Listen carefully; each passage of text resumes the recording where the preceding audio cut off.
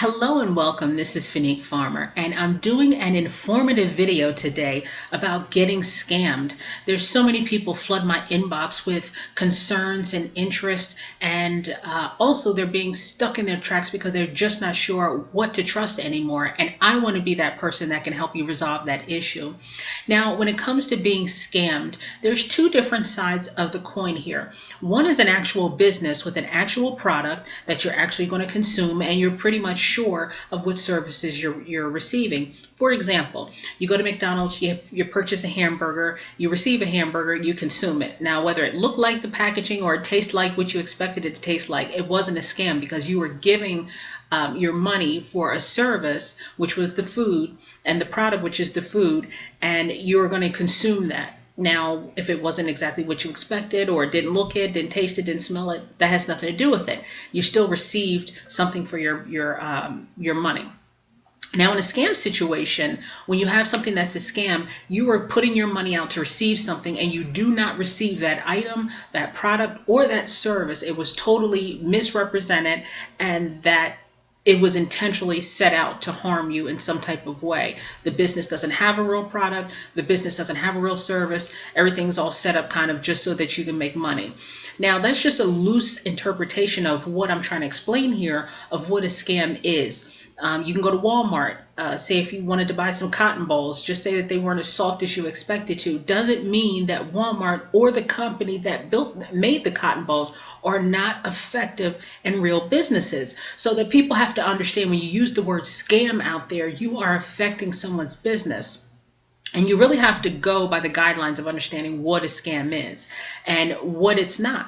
Now, many people come into the MLM and internet marketing industry, and they think that I try something, I put a little bit of effort into it, I stuck some money out there, and poof, I didn't have $100,000 at the end of the week or end of the month, so it was a scam. And I really want to make sure that you take the time to really evaluate the service or the products that you were participating in. For example, if you went into an internet marketing company and you put your money into it, you're learning the process, you're learning the business, you're learning the sales presentation, and say 30 days later, if you're not fully through that sales process and understanding how the product works, and then you haven't made the X amount of dollars you expected to, it doesn't mean that that business is a scam. It doesn't mean that the product or the service is a scam. It doesn't mean anything's wrong with anything. It just means that there has to be some time in which, when you come into starting your own business or promoting a product, you have to give it a valid amount of time. Also, number one, with a valid, massive amount of action. So if you come into a business and you're not able to replicate maybe an upline or someone you might have saw online that might have had way more experience or more opportunity at it, with failing and making mistakes, that you might not see that person has failed many times before they had the success, so that when you come into the company or start to use the service and you don't realize you don't have the same return, that the product or the service isn't the scam. There is no scam in that point. If you put your money out for a service or a product and you're looking to promote that business, well, then the facts of the training and the tools and all of the support is part of what you're supposed to be getting with your business. Now, something I did want to mention, when people say that the product didn't work, the service didn't work, I don't trust MLM, I don't trust internet marketing, and I want you to really evaluate what it was about the business that you didn't like. Was it the product didn't work? You actually used the product, it didn't work. How often did you use it? How many times did you use it? Were you able to get at least any customers, any sales, any leads? There's many different variations of what could be the cause why you weren't unsuccessful in your business. It doesn't make it a scam. It just means that you needed to have more training, more tools, or more action to put in order to see the result. No doctor goes to school, medical school, for a couple of months and says, that's it, I should be certified by now, I should be licensed by now to do surgery.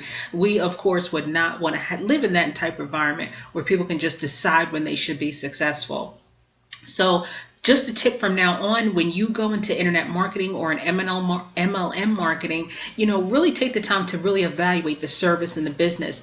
Feel free to inbox me and ask me any questions pertaining to a business that you might have a question about. I don't know about all businesses out there, but I can just give you an honest review of the things that I might know about that product.